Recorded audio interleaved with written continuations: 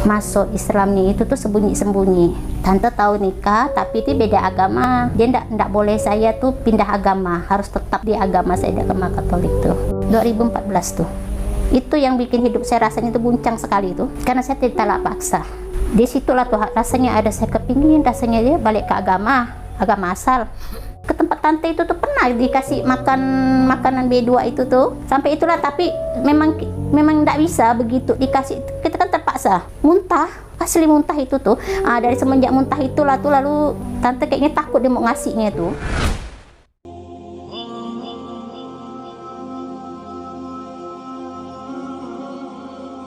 Nama saya Bu Evi, saya masuk Islam semenjak saya nikah tahun 95, tapi di tahun itu Islam KTP karena ya mungkin dari pihak suami kan tidak terlalu membimbing, tapi kita juga tidak bisa menyalahkan suami karena mungkin dari dia juga dari kecil mungkin Islam juga tidak terlalu kuat gitu ya, sampai punya anak tuh kan.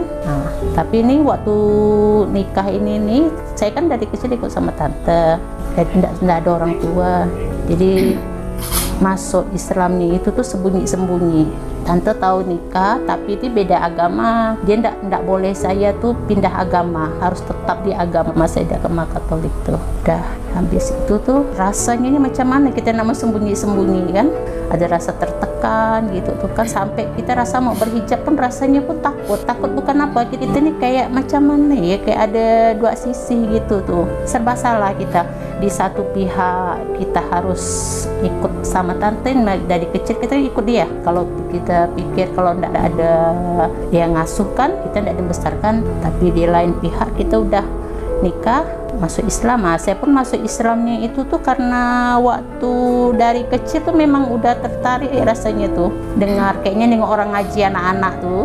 Masih anak-anak saya tuh biasa kita ke surau-surau tengok anak-anak tuh ngaji, kayaknya enak betul gitu tuh kan. Cuma sebatas mandang ya kita nih ambil anak saya yang kedua yang laki-laki nih, rasa kayaknya ada saya mimpi gitu tuh, kayak ada mimpi gitu tuh kan ya, macam mana kayak ini, kayak ada sinar gitu tuh, ada sinar gitu kayaknya tuh, suruh kita gimana kayaknya tuh ya, tidak jelas gitu tuh. Pada waktu udah habis mimpi terbangun itu tuh, lalu saya sadar, Allah ya Allah, kenapa saya hidup kayak gini, namanya punya Islam tapi saya tidak pernah ibadah, tidak pernah sholat. Apa kita, bukan masalah apa ya, kita masalah tidak ngerti. Kita mau tanya tetangga nanti malu, kayak takut apa tuh, tidak pernah kita diajarkan gitu macam mana kan. Sebenarnya suami sih baik orangnya, baik dia orangnya tuh, cuman dia pun sendiri pun sibuk masing-masing. Udah habis itulah sampai anak saya itu tuh pas bulan 6 bulan anak saya yang kecil itu tuh, jadi saya ikut nih ada kawan ngajak ke pengajian, waktu ngaji di Tanjung Hilir situ ngaji, saya jadi ikutlah saya pengajian situ. Itulah dari awal mula saya ikut belajar ngaji ya, apa tuh kan, belajar sama Pak Sulaiman, Ustaz Sulaiman itu. Belajar tengah, istilahnya tuh tengah-tengah kita mulai suka-sukanya belajar itu tuh kan, tengah-tengah belajar, tak taunya putus bola pengajian itu. Pengajian itu kan putus, udah putus itu tuh kan macam mana bola, adalah berhentilah saya tuh ndak ngaji lagi dah sampai tahun berapa tuh. Saya pun waktu itu kepingin anak saya, sampai anak saya yang tua nih ini sekolah kan, dia udah berhijab apa nih, dia berhijab, saya masih belum berani karena kita nih masih mikir keluarga, dari pihak keluarga. Baik itu, sedangkan anak saya ajak pergi ke tempat keluarga ini kan, mereka dikata-kata anak saya itu, kata dia bilang, kok tengok tuh, kata anaknya pakai tudung kepala dah, kata dia bilang gitu kan ya. Ya Allah, hati saya sedih rasanya kan ya, saya jadi ibunya aja saya tidak berani, sedangkan anak saya itu kan berani dia. Terus saya, macam mana nih, kata anak saya bilang, oh mak, kata dia, cobalah mama tuh pakai hijab, kata dia bilang gitu kan. Ada kepingin, cuman kita ini takut kayak macam mana ya, ada dua sisi gitu tuh. Akhirnya tuh tidak berani saya tuh, sampailah anak saya tuh udah berhijab, itu bukan berhijab lagi, dia memang udah pakai yang apa, yang syar'i itu, yang syar'i panjang-panjang sekali, betul lah. Jadi orang ngolok-ngolok, kata orang bilang, kata tengok tuh anaknya tuh, kata dia bilangnya pakai hijab kok emaknya kayak gitu, kata dia bilang gitu. Orang bilang kan, kata saya bilang, ya enggak apa-apa lah, kata saya pelan-pelan dulu, kata saya bilang, saya bersyukur karena saya enggak berhijab, tapi anak saya udah mulai berhijab, dia istilahnya paling dah tuh Allah tuh udah nunjukkan gitu tuh kan, tapi dalam hati saya kepingin, tapi takut sama tante masih anu nih kan, karena dari kecil kita ikut dia tuh, karena memang keras dia orangnya. Nah, sampailah dia nih meninggal, dan meninggal 2018 itu barulah saya berani pelan-pelan saya belajar pakai hijab tuh kan. Tapi dalam pakai hijab kita nih masih saya kepingin, rasa pengen sholat, tapi macam mana kita mau tanya kiri kanan malu kan, mau tanya anak sendiri pun malu, karena kita pikir gini, kita orang tua kok nggak bisa kasih contoh. Tuh, justru anak yang kasih contoh. Mak kata dia bilang ya, cobalah mama sholat, kata dia bilang ya. Iyalah kata saya bilang, sholat perhatikan saya itu kan, tapi dalam sholat itu kita nggak ngerti apa yang dibaca, cuman tahu dia gerak aja tuh, kayak sujud apa tuh kan, diri apa gitu, cuma kita tahu gitu-gitu sebatas, tapi bacaan kita nggak tahu. Pengen saya tahu macam mana, kata saya, sedangkan kita pengajian ini nggak ada yang ngajak lagi kan. Saya pikir kan kali ada pas yang tante meninggal 2018 itu pertama saya kali ke PT, pas ada kawan tetangga nih Desi, dia ngajak, ayolah kata dia bilang kita ke PT. Barulah saya ke PT. Udah ke PT udah berapa, hampir setahun baru saya ke nih bergabung sama Ama nih situ tuh. Waktu itu saya sendirian tuh mah, saya di PT tuh mah, nggak ada ikut kelompok siapa-siapa. Dari situlah saya baru saya bilang gini ya enak benar, kata saya bilang gitu. Jadi itulah saya ikut Ama apa tuh, jadi pengajian tuh saya yang lain ikutlah, mana yang bisa lah saya ikut. Itulah sampai sekalinya, tapi kita dalam ngikut gitu pun saya sholat pun masih saya nggak ngerti. Intinya kita malu mau nanya. Ujung-ujungnya pas saya tuh saya tak pura-pura tanya anak saya, ini kalau kita macam mana habis gini nih, ini gini mak, rakaat pertama bacalah saya buku nih kan, buku panduan. Rakaat pertama, jadi pertama saya sholat itu tuh dari rakaat pertama itu sampai rakaat, kalau dia 4 rakaat ini nih, jadi bacaannya sama semuanya, jadi lama saya sholat itu. Jadi saya heran, ngapa pula anak saya sholat kok enggak terlalu lama kayak saya, kok saya lama benar pikirkannya. Cari-cari saya tuh akhirnya saya ngikut ke pengajian sholat kita tahu, cuman kita nih kan enggak berani nanya, malu. Pas itu kan rumah tuh kan nggak tahu, nggak jauh dari masjid. Jadi pas waktu itu tuh ada belum lama lah nih, ada setahunan lah. Jadi mereka nih sholat itu tuh, jadi imamnya itu pakai keluar suara. Misalnya nih kan jadi, iya sana pokoknya di kan sana kan setiap sholat itu tuh kan kita kan dengar. Rumah kan nggak terlalu jauh dari masjid saya tuh, dari 4 rumah. Jadi rupanya rakaat pertama dia bacaannya begini, terus rakaat kedua begini, beda lagi ketiga begini. Jadi saya pas cocokkannya dengan pas saya ngintip anak saya sholat yang laki-laki nih, saya mau macam mana tahu, saya perhatikan, cocok berarti bacaannya nih kan. Dari situlah baru saya belajar mulai, alhamdulillah saya tuh. Dari situlah saya belajar, makanya kalau yang mu'alaf ini nih, kalau kami perlu bimbingan, bukan hanya kita bisa baca Quran, tapi kita cara sholatnya itu pun, bacaannya itu, ada sebagian kawan-kawan itu juga tidak paham. Mereka tahu cuman sujud, diri, ruku, itu gitu-gitu jatuh, tapi dalam arti kata bacaan itu mereka tidak paham. Misalnya rakaat pertama bacaannya apa, rakaat kedua, ketiga, keempat gitu tuh. Terus kami nih kadang nih saya ini ada dikasih buku kayak buku zikir. Jadi tuh itulah kadang nih kita dikasih buku zikir disuruh baca, tapi kita tidak paham itu kan macam mana lah. Jadi tuh kayak gitu tuh lah, kami perlu bimbingan, dikasih tahu misalnya kan, caranya baca gini, bukan hanya baca Quran gitu ya, tapi sholat yang benar nih begini, ini bacaannya. Kalau ada ini nih misalnya habis ini nih bacaannya begini gitu. Kalau zikir nih bacaannya begini gitu. Kalau enggak gitu kami tuh enggak paham.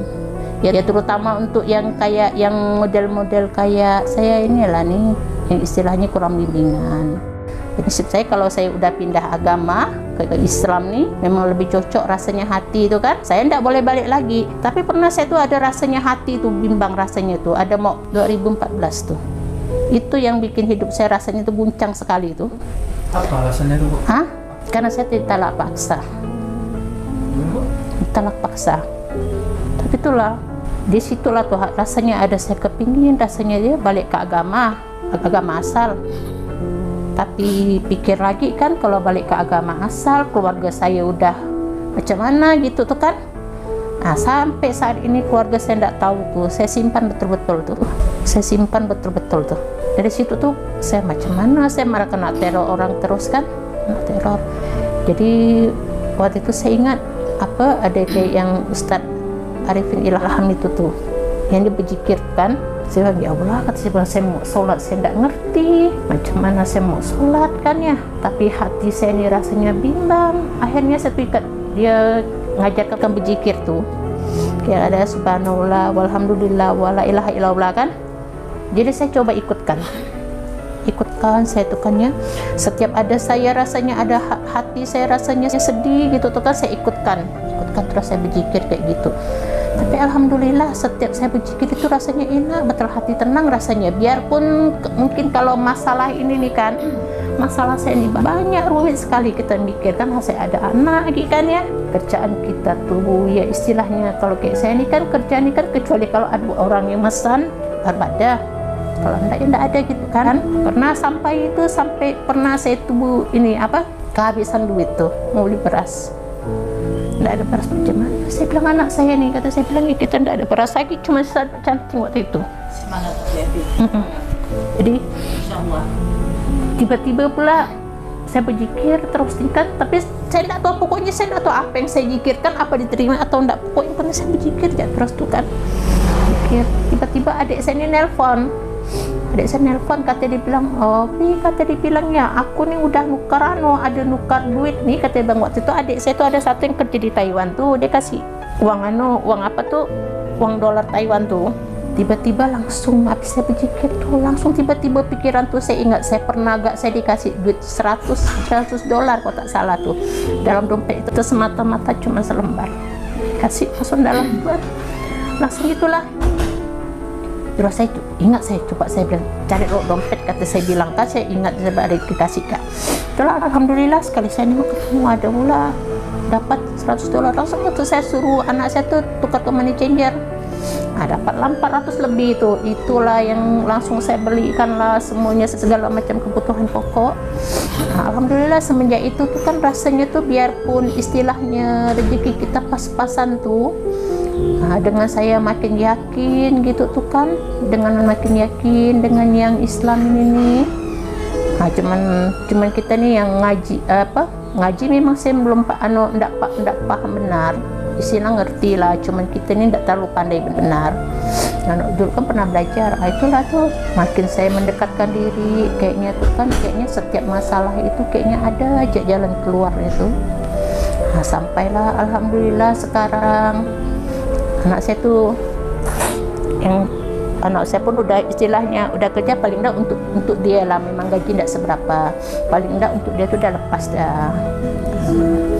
Tapi saya tuh bersyukur juga sekarang, karena bukan apa, karena setidaknya kayak bapaknya anak-anak saya nih kan, dari yang dia nih istilahnya nih tidak terlalu mengenal agama kan, akhirnya nih kalau makanya saya ikut pengajian apa gini-gini nih kan, dia tetap mendukung. Tapi itulah kayak saya pun tidak bisa nyalahkan juga kayak posisi dia kan, ya kayaknya dia nggak ketemu kayak anak-anak saya gitu tuh harus mencuri-curi, tidak bisa terang-terangan gitu tuh. Nah itulah, tapi saya bersyukur nih ini karena ya mungkin dia nengok saya kegiatan saya ngikut ngaji gitu tuh kan, ikut ke pengajian masing-masing, pengajian gitu tuh kan. Nah, ikut ngaji akhirnya dia tuh maulah pertama yang dia jarang sholat, akhirnya saya nengok dia tuh mau juga dia tuh ikut sholat gitu tuh. Itu saya syukurnya, berarti ya Allah, kata saya bilang mungkin nih kalau apa dengan cara saya kayak gini, saya ini bisa ngasih contoh untuk yang memang orang yang dari kecilnya itu Islam asli gitu. Nah itu saya syukuri itu tuh, udah syukurnya juga itu tuh, karena ya setidaknya dengan kita kayak ikut pengajian apa gitu tuh kan, kita bisa buka hati orang, walaupun ya enggak secara sih enggak bisa langsung gitu tuh kan, tapi perlahan-lahan. Tapi insya Allah lah, kata saya bilang mudah-mudahan, kata saya bilang kan kita bisa kasih contoh yang baik. Keluarga orang sekitar pas ibu baru pertama kali masuk Islam tuh gimana? Sembunyi ibu. Oh jadi kalian nggak tahu? Nggak tahu, jadi mereka taunya tuh agama masing-masing. Pokoknya mereka tuh nggak boleh sampai, saya pun sampai melahirkan anak pertama itu tuh kan, kita kan nggak ada orang tua, jadi nggak ada yang ngurus kan, sampai ke tempat tante itu tuh pernah dikasih makan makanan B2 itu tuh. Sampai itulah, tapi memang tidak bisa begitu dikasih, kita kan terpaksa muntah, asli muntah itu tuh. Dari semenjak muntah itulah tuh, lalu tante kayaknya takut dia mau ngasihnya tuh. Memang tidak bisa, kita cium baunya pun otomatis tuh tidak bisa. Pesan-pesan saya sih, misalnya kalau yang untuk mualaf itu, kalau misalnya ada rasanya pengen belajar tapi belum ada fasilitasnya itu tuh kan, tanyalah sama yang teman-teman itu yang udah tahu gitu. Jadi biar tidak sendirian gitu mencari-cari. Jadi kalau paling enggak kalau ada teman gitu tuh kan, kita hubungi teman, ataupun kita yang misalnya kita nih udah ikut pengajian, kita datangi mereka gitu tuh yang belum ikut pengajian. Memang agak susah kadang kalau kita ngajak ya. Tapi kita yang penting tuh kita harus gigih. Ngajak yang belum bisa gitu tuh kan. Mungkin yang belum bisa juga, yang belum ngerti, belum ikut pengajian itu, mungkin mereka tuh terhalang karena tempat, atau mereka tidak tahu tuh kan. Yang tidak tahu itu istilahnya itu, kalau memang ada kemauan, tanyalah sama orang yang udah ikut pengajian, yang udah